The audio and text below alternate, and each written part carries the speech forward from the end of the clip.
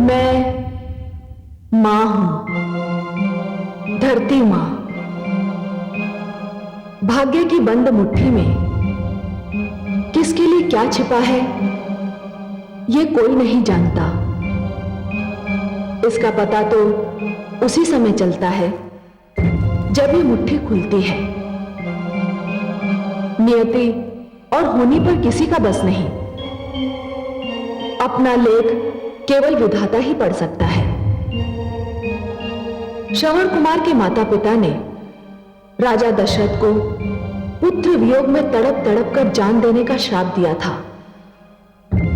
मैं उस समय असमंजस में पड़ गई थी कि यह कैसा श्राप है जिसका कोई आधार नहीं है, जो हवा में लटका हुआ है। क्योंकि दशरथ को तो महारानी कौशल्या और सुमित्रा कोई संतान ही नहीं दे सकी थी। किंतु जब दोनों रानियां इस बात पर सहमत हो गईं कि दशरथ कैकेयी को तीसरी पत्नी के रूप में स्वीकार कर लें, तो श्रवण कुमार के माता पिता के दिए श्राप के लिए एक राह निकलती दिखाई देने लगी। लेकिन क्या कैकेयी दशरथ को संतान दे पाएगी? क्या दशरथ के आंगन में सचमुच बच्चों की किलकारियां गूंजने लगेंगी, या उन्हें कुछ और करना पड़ेगा? मैं भी ये जानने को उत्सुक हूं।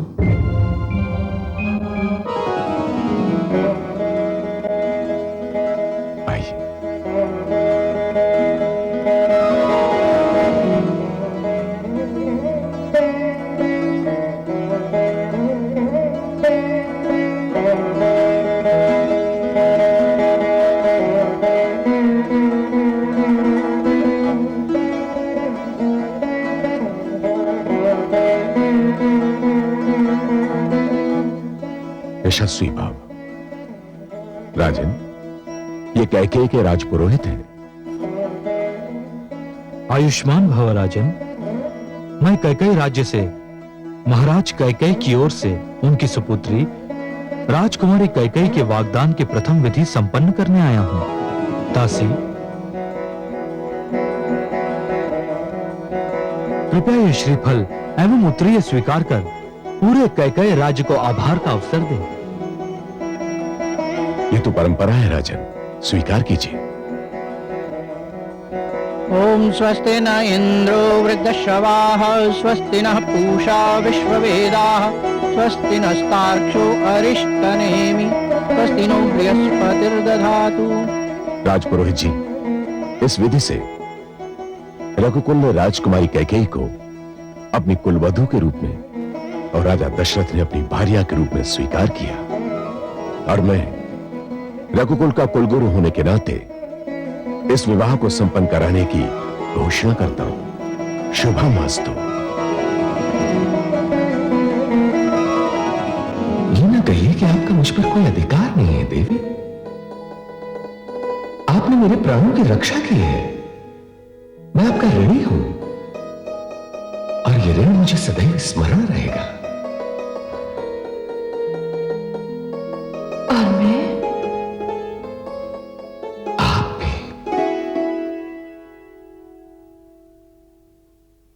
राजकुमारी की जय हो। अयोध्या नरेश दशरथ आए हैं। क्या? महाराज दशरथ कहाँ हैं? वो इधर ही आ रहे हैं।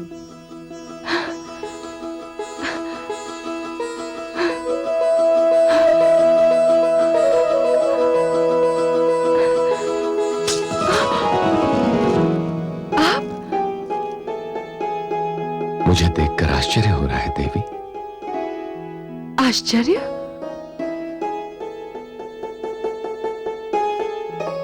मुझे अपने नेत्रों पर विश्वास नहीं हो रहा है। कहीं मैं स्वप्न? नहीं, ये स्वप्न नहीं है देवी। मैं वही दशरथ हूं जिसका जीवन आपकी वीरता का उपहार है। नहीं, आप वे दशरथ हैं जिनका प्रेम अब मेरे जीवन का आधार है। मुझे समझ में नहीं आता मैं आपका स्वागत कैसे करूं। बुद्धिमान कहते हैं कि जो बात समझ में ना आए वो नहीं करनी चाहिए। स्वागत तो औपचारिकता है। मुझे विश्वास नहीं था कि आप इतनी शीघ्र लौट आएंगे। और मुझे हर पल स्मरण था कि यहां मेरी प्रतीक्षा की जा रही है, और यह भी स्मरण था कि यहां कौन मेरी प्रतीक्षा कर रहा है। मेरे नेत्रों पर आपके चित्र और मन पर आपकी स्मृति का सर्वाधिकार हो चुका है राजन।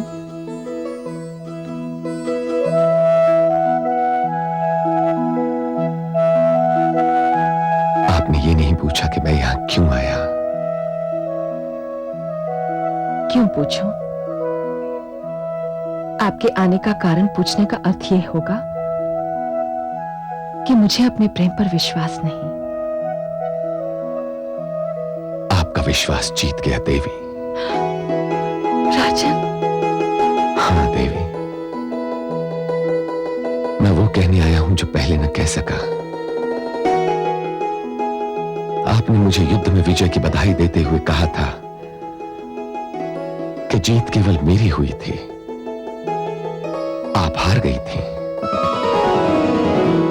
ये सत्य नहीं था राजकुमारी कैकेयी। सत्य तो यह है कि युद्ध क्षेत्र में जब आपके काले घने केश खुलकर बिखरे थे और श्रावण की उस घटा से मुझे आपका मुखचंद्र दिखाई पड़ा था, मुझे उसी क्षण विश्वास हो गया था कि मैंने भी अपना बहुत कुछ हार दिया है। मैं जान गया था कि यह क्षण अब जीवन के किसी भी क्षण मेरा साथ नहीं छोड़ेगा। हाँ देवी, मैंने आपके पिताश्री का शगुन स्वीकार कर लिया है।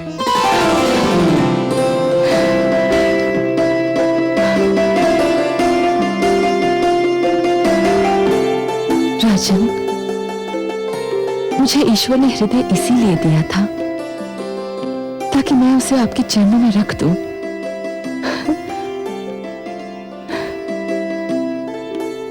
और मैंने उस हृदय को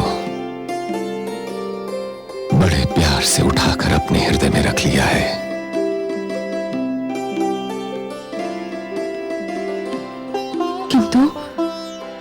किंतु राजन, मैं समझ गया कि आप क्या जानना चाहती हैं। सुमित्रा और कौशल्या ने क्या कहा, यह मैं आपको नहीं बताऊंगा। बस इतना ही कह रहा हूं कि वे दोनों व्याकुलता से आपकी प्रतीक्षा कर रही हैं।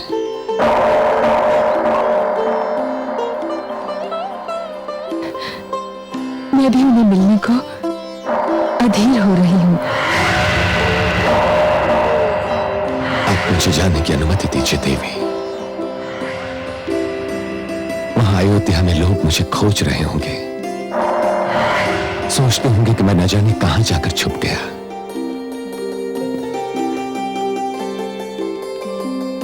अयोध्या वाले शीघ्र ही जान लेंगे कि आप केवल मेरे हृदय में ही छिप सकते हैं।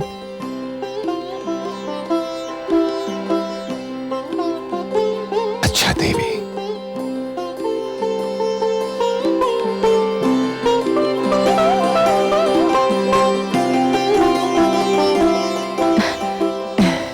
महाराज, ये मेरी धाई मां मंत्रा है।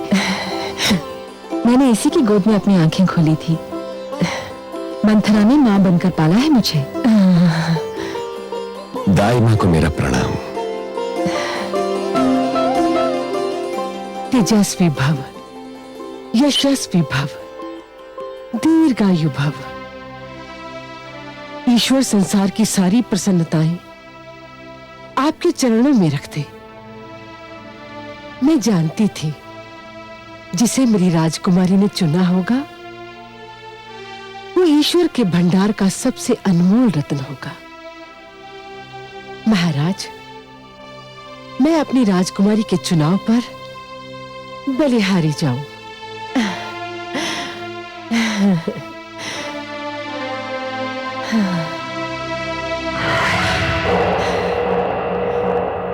वाह पुत्री, चुना भी तो 2 पत्नियों वाला पति।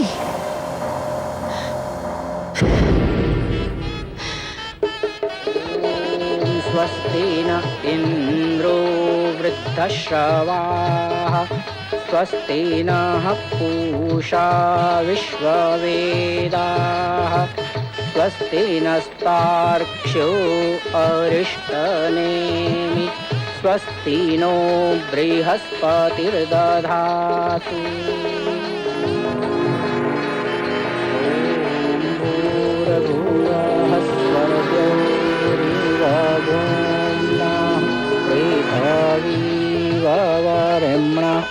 तस्यास्ते पृथ्वी।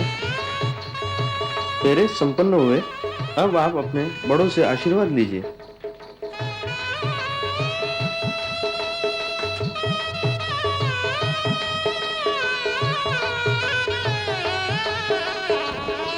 आयुष्मान भव, आयुष्यमती भव। हे महाराज, मैंने अपनी पुत्री को बड़े लाड़ प्यार से पाला है। कभी कोई ऐसा अवसर नहीं आने दिया कि इसकी आंखों में अश्रु छलक पड़े। मैंने इसकी हर इच्छा पूरी की है।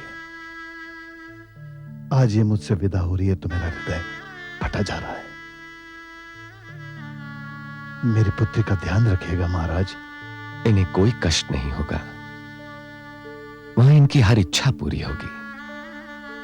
अयोध्या में इतना स्नेह मिलेगा कि ये कैकेयी भूल जाएंगी।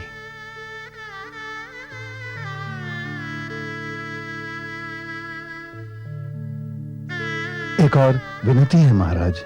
आदेश करें। मैंने आपको बताया था कि मंथरा ने मां बनकर मेरी पुत्री को पाला है। मुझे भली भांति याद है। यदि आपको आपत्ति न हो तो मैं मंथरा को कैकेयी की देखरेख के लिए आपके साथ भेज दूं। आपत्ति? मुझे हर्ष होगा।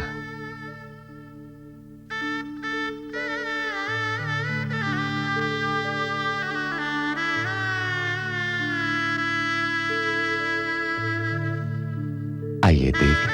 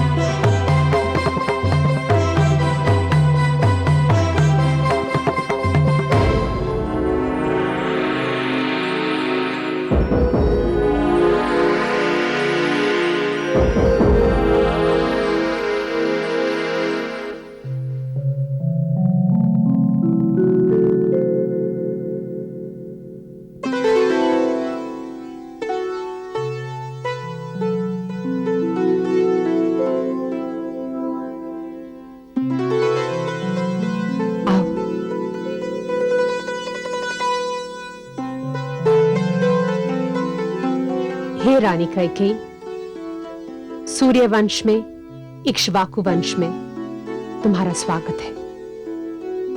अब अयोध्या ही तुम्हारा घर है। मैं जानती हूं तुम वीर हो, बुद्धिमान हो, समझदार हो। महाराज तुम्हारे विषय में हमें सब कुछ बता चुके हैं, किंतु मैं आयु में तुमसे बड़ी हूं, इसलिए तुम्हें यह बताना मेरा कर्तव्य है कि पुत्रवधु 2 वंशों की मर्यादा लेकर आती है और उसे ये दोनों मर्यादाएं संभालनी होती है। आप सबको मेरी ओर से कभी कोई कष्ट नहीं पहुंचेगा और तुम्हें हमारी ओर से सदैव पूर्ण सहयोग, मित्रता और शुभकामनाएं मिलती रहेगी। तो मैं चलती हूं। नवजीवन की एक बार और बधाई।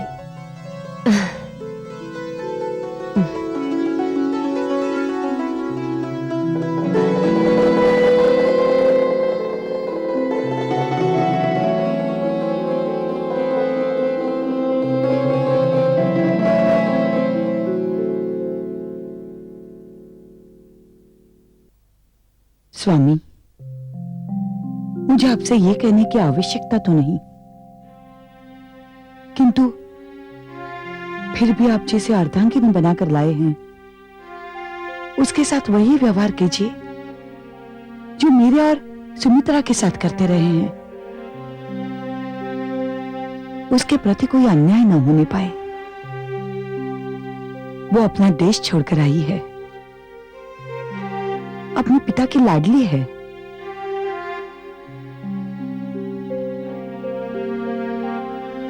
आप महान हैं, पटरानी होते हुए भी कैकेयी के प्रति जो प्रेम और स्नेह का प्रदर्शन आप कर रही हैं, ये गुण हर स्त्री में नहीं होता। साधारणतया एक स्त्री दूसरी स्त्री को अपने अधिकारों का एक अंश भी नहीं देती, और आप। मुझे सूर्यवंश और इक्ष्वाकु वंश का हित अपने हित से अधिक प्रिय है महाराज। यह आग्रह मैं और मेरे साथ बहन सुमित्रा केवल इसलिए कर रही है कि रघुकुल को उत्तराधिकारी मिल जाए। कौन जाने, राजकुमारी कैकेयी रघुकुल के लिए एक वरदान सिद्ध हो। अब जाइए महाराज, राजकुमारी कैकेयी आपकी राह देख रही होगी।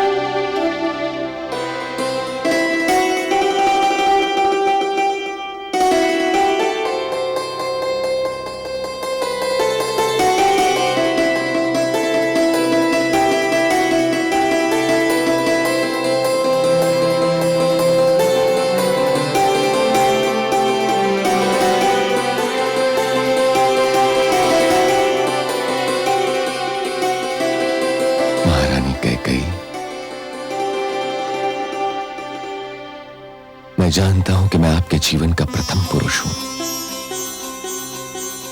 और मैं ये भी जानता हूं कि आप मेरे जीवन की प्रथम नारी नहीं हैं। किंतु इसका यह अर्थ नहीं कि आपकी महत्ता किसी से कम है। हाँ, यह संभव है कि आपने जिसे नायक चुना है वो सर्वश्रेष्ठ सिद्ध ना हो।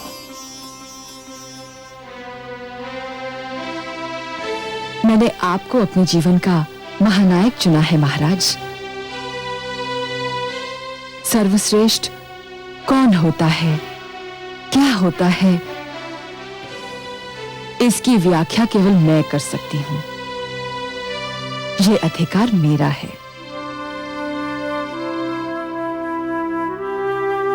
महाराज, स्त्री के अधिकारों के प्रति आप कितने जागरूक हैं, ये देखकर मेरी प्रसन्नता की सीमा नहीं रही।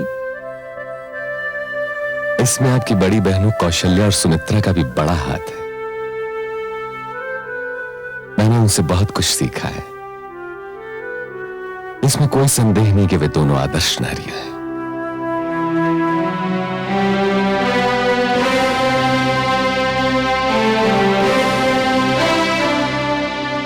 महाराज, इस कुल में आने से मैं धन्य हो गई। आपके संग नवजीवन आरंभ करने से पहले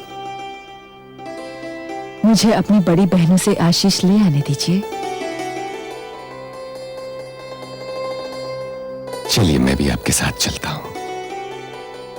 नहीं महाराज, मैं अकेली जाना चाहती हूं। जैसी आपकी इच्छा।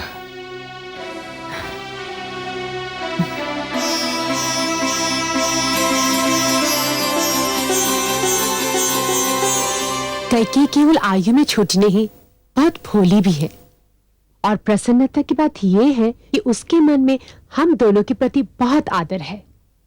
मुझे भी वो पहली दृष्टि में ही भाग गई। ईश्वर करे वो महाराज के वंश को हरा भरा बना दे। इस भवन में किसी नवजात शिशु की किलकारियां गूंजने लगे। ऐसा ही होगा दीदी। सत्य कहते हो सुमित्रा, यदि कैकेयी के गर्भ से शिशु जन्मा तो मैं उसे अपनी संतान समझकर कलेजे से लगा लूंगी।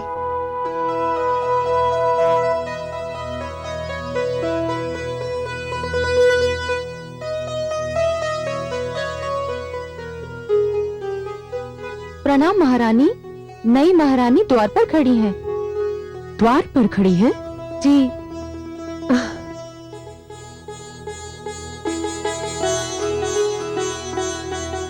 तुम यहाँ क्यों खड़ी हो? अंदर आओ। आओ।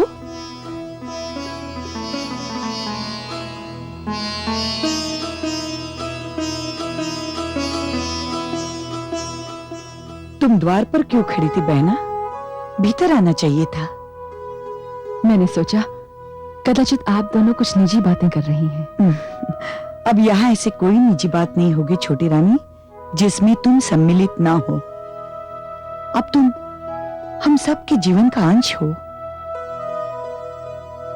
नवजीवन आरंभ करने से पहले मैं आप दोनों का आशीर्वाद लेना चाहती थी।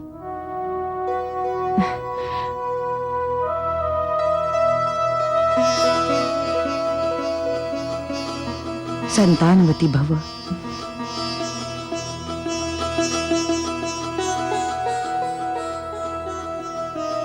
सौभाग्यवती भव। मैं आप दोनों को विश्वास दिलाती हूँ कि मैं आप दोनों की छोटी बहन ही बनकर रहूंगी। और हम दोनों तुम्हें विश्वास दिलाते हैं कि हम तीनों बहनों की भांति मिलकर रहेंगे। अब तुम अपने कक्ष में जाओ, महाराज प्रतीक्षा कर रहे होंगे। चल आओ।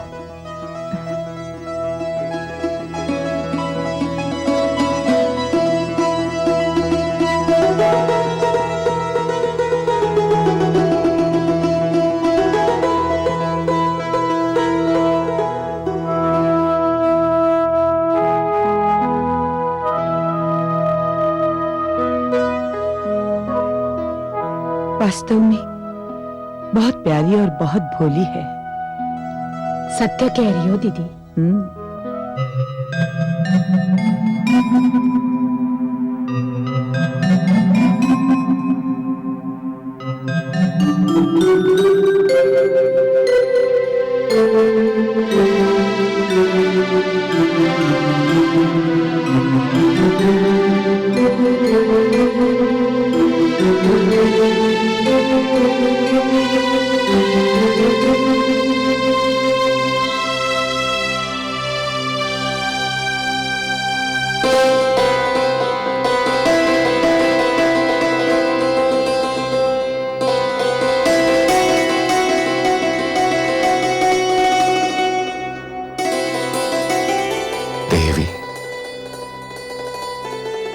मैंने आपको वचन दिया था कि जीवन में किसी भी समय आप 2 वर मुझसे मांग सकती हैं। आप चाहें तो आज इसी क्षण जो चाहे मांग लें। मुझे आप मिल गए, आपका प्रेम मिल गया, 2 प्यार करने वाली बड़ी बहनें मिल गई, एक बड़ा कुल मिल गया। मुझे एक महान वंश मिल गया है। अब तो ईश्वर से भी कुछ मांगने की इच्छा नहीं रही। आपसे क्या मांगूं? यदि कोई आवश्यकता हुई तो आपसे नहीं तो और किससे मांगूंगी? अभी मुझे कुछ नहीं चाहिए।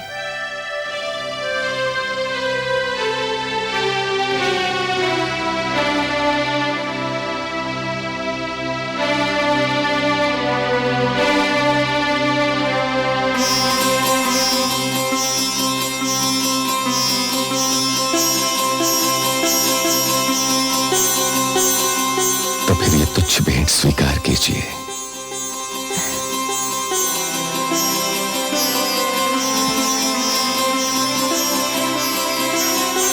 जो आपसे मिले वो तुच्छ हो ही नहीं सकता, क्योंकि उसमें आपके हाथों की सुगंध खुली होती है।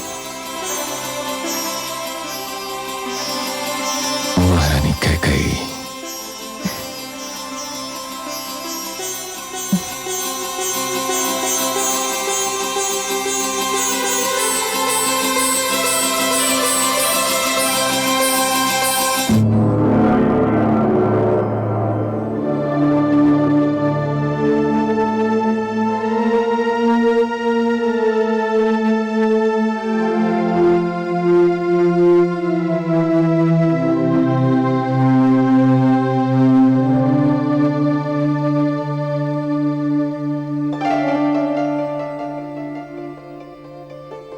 बड़े गहरे चिंतन में डूबी हुई दिखाई दे रही है महादेवी।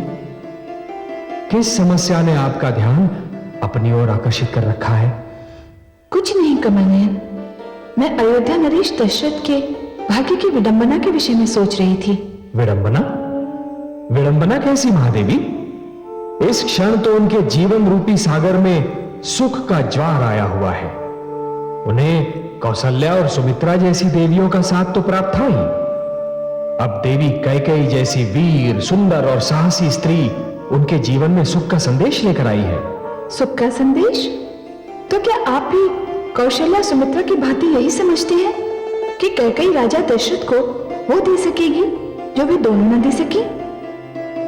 कैकेयी राजा दशरथ को संतान दे पाती है अथवा नहीं, ये तो केवल विधाता जानते हैं महादेवी। परंतु इसमें चिंता की क्या बात है? मुझे चिंता है सर्वेश्वर, मुझे चिंता है। यदि दशरथ को संतान नहीं मिलती है तो उन्होंने आज जिस सुख का अनुभव किया वो क्षणिक सिद्ध होगा, और यदि उन्हें संतान मिलती है तो श्रवण के माता पिता का श्राप उनकी ताक में है। आपकी चिंता सर्वथा उचित है महादेवी। श्रवण के माता पिता का श्राप उनके दुखी हृदय की पुकार था, और आप तो जानती हैं महादेवी कि दुखी हृदय की पुकार अपना रंग दिखाए बिना नहीं रहती। तो क्या श्रवण के माता पिता का श्राप ही किसी नई कहानी का कारण बन जाएगा? महादेवी, जिस शंका ने आपके मस्तिष्क में सिर उठाया है वो सर्वथा निराधार नहीं है। प्रकृति की लीला बड़ी विचित्र होती है महादेवी। देखिएगा, यदि प्रकृति को बंजर धरती पर भी पौधा उगाना होता है तो वो वायु की हथेली में छुपाकर एक बीज भेज देती है, और देखने वाले आश्चर्यचकित रह जाते हैं कि इस बंजर धरती पर एक हरा भरा वृक्ष कहां से आ गया। हे कमल नयन, तो क्या वास्तव में वही श्राप राजा दशरथ के जीवन में संतान सुख का कारण बन जाएगा? इसका ज्ञान भी विधाता को ही है महादेवी। परंतु हां, मैं आपको एक बात अवश्य बता दूं। बताइए। महादेवी, हर कथा का कोई ना कोई कारण अवश्य होता है, हर घटना का कोई ना कोई आधार अवश्य होता है, और हर अनहोनी किसी न किसी विशेष परिस्थिति में ही जन्म ले सकती है। महादेवी, वो कारण कभी कभी अपने ही पास होता है तो दिखाई देता है, तो कभी इतना दूर होता है कि उसे देखना संभव ही नहीं होता। हे सर्वेश्वर, आपकी बात पूर्ण रूप से मेरी समझ में नहीं आई। महादेवी, कभी कभी होने वाली घटनाओं का कारण घटनास्थल से दूर होना भी तो संभव होता है। यूं समझिए कि कभी कभी धरती पर जो घटनाएं घटती हैं उनका कारण दूर नभमंडल और अंतरिक्ष में होने वाली हलचल होती है। आज वही हो रहा है। क्या हो रहा है कमल नयन, और कहाँ हो रहा है? महादेवी, अयोध्या में जो कथा जन्म लेने वाली है उसका कारण अयोध्या से बहुत दूर लंका में बन रहा है। लंका में? हाँ महादेवी, लंका में। लंका नरेश रावण के घर में।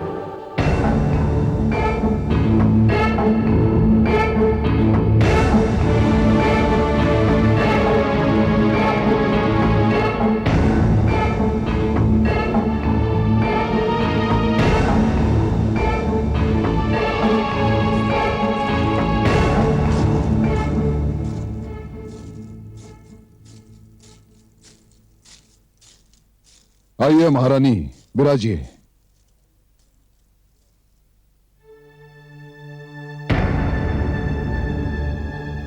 क्या बात है महारानी, आज आप खिन्न और दुखी दिखाई दे रही हैं। हाँ स्वामी, मैं दुखी अवश्य हूं।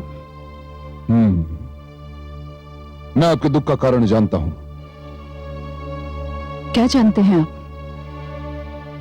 आप मेरे उस दिन के व्यवहार से दुखी हैं जब मैंने युद्ध भूमि से लौटकर आरती का थाल फेंक दिया था, दीप बुझा दिए थे।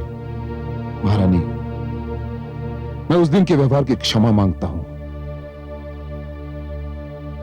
मुझे विश्वास है कि आप समझ गई होंगे कि उस समय मेरी मनस्थिति क्या रही होगी। दशरथ के हाथों पराजय ने मुझे अत्यंत हताश कर दिया था और उसी आवेश में आकर मैं आपका तिरस्कार कर बैठा। स्वामी, वो हमारे घर की बात थी। मैंने आपके क्रोध का कारण जानकर उस बात को भुला भी दिया। तो फिर अब क्यों दुखी दिखाई दे रही हैं? इसका कारण बाहर की बात है स्वामी। घर के भीतर की बात दब सकती है, दबाई जा सकती है, किंतु बाहर की बात न दब सकती है न दबाई जा सकती है। वो वायु के कंधों पर सवार होकर सारे संसार में फैल जाती है। महारानी मंदोदरी, मैं जानता हूं कि आप महान बुद्धिमान हैं। मुझे आपकी बुद्धिमत्ता में कोई संदेह नहीं है, परंतु आप जो कह रही हैं वो मेरी बुद्धि में नहीं समा सका। क्या आप अपनी बात के लिए स्पष्ट और सरल शब्दों का चयन नहीं कर सकती? मैं जानना चाहता हूं कि आपके दुख का कारण क्या है। स्वामी, कुछ ऋषि पत्नियां मेरे पास आई हैं। ऋषि पत्नियां आपके पास क्यों आई हैं? संभवतः इसलिए कि वो समझती हैं कि मैं नारी हूं और नारी होने के नाते मैं उनकी सहायता कर सकती हूं। क्या सहायता चाहती है वे आपसे? हे लंकेश, सुना है आपने ये आदेश दिया है कि हमारे राज्य की सीमा में जो भी ऋषि यज्ञ करेगा उसे कर भरना होगा। तो क्या राजा होने के नाते मुझे कर लगाने का कोई अधिकार नहीं है महारानी? अधिकार है स्वामी, पर कर उन पर लगाया जाता है जो कर भरने की क्षमता रखते हों, जो इस योग्य हों। ये दुखियारे तो दान दक्षिणा पर अपना जीवन व्यतीत करते हैं। ये कर भरने के लिए धनराशि कहां से लाएंगे? मुझे तो आपकी चिंता निराधार दिखाई पड़ रही है महारानी, क्योंकि इस समस्या का समाधान तो बहुत सीधा साधा है। वो क्या? ऋषिगण यज्ञ करना छोड़ दें, वे हमारे कर से मुक्त हो जाएंगे। आप उनसे ये कह रहे हैं कि वो अपना धर्म छोड़ दें? मैं उनसे ये कह रहा हूं कि लंका पर मेरा राज्य है, रावण राज्य, और मेरे राज्य में किसी को ऐसा कोई कार्य करने की अनुमति नहीं जो मेरी इच्छा से मेल न खाता हो। क्षमा करें लंकेश, किंतु प्रजा के किसी भी वर्ग से यह कहना कि वो अपना धर्म, अपने सिद्धांत त्याग दे, राजा की महानता के विरुद्ध है। और राजा की आज्ञा की अवहेलना प्रजा के किसी भी वर्ग के लिए दंडनीय है। यदि ऋषिगण यज्ञ करना चाहते हैं तो उन्हें कर देना होगा, और यदि वो कर नहीं दे पाते तो उन्हें दंड भोगना होगा। और वो दंड क्या होगा? कुछ अधिक नहीं महारानी, कुछ अधिक नहीं। आप तो जानती हैं कि मैं बहुत न्यायप्रिय हूं। जो कर नहीं देंगे अथवा दे नहीं पाएंगे, उनके शरीर से विशेष मात्रा में रक्त निकाल लिया जाएगा। सो बात बहुत सरल है। जो भी यज्ञ करना चाहे करे, उसे स्वतंत्रता है। मैं किसी की स्वतंत्रता को कुचलना नहीं चाहता। बस जो कर नहीं देंगे उन्हें रक्त देना ही होगा। क्यों, है ना न्याय संगत? हे ईश्वर, ये न्याय संगत है। ये न्याय संगत है। महारानी, आपसे मिलने जो ऋषि पत्नी आई हैं, उन्हें मेरी ओर से शुभ समाचार दे दीजिए कि मैंने उनकी समस्या का बहुत सरल समाधान बता दिया है। अब मुझे अनुमति दीजिए। बहुत सारे ऋषिगण पकड़ कर लाए गए हैं, मुझे उनको भी न्याय देना है।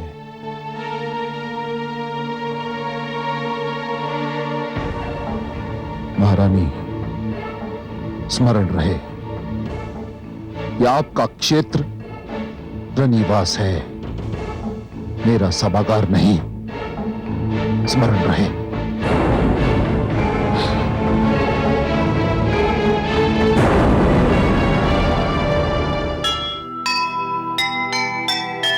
कर लेने के नाम पर बहे रक्त की धार, यह कैसा अन्याय है, कैसा अत्याचार। त्राही त्राही सब कर उठे, कांपे तीनों लोक, सबके सब पीड़ित जहां, कौन हरेगा शोक, कौन हरेगा शोक।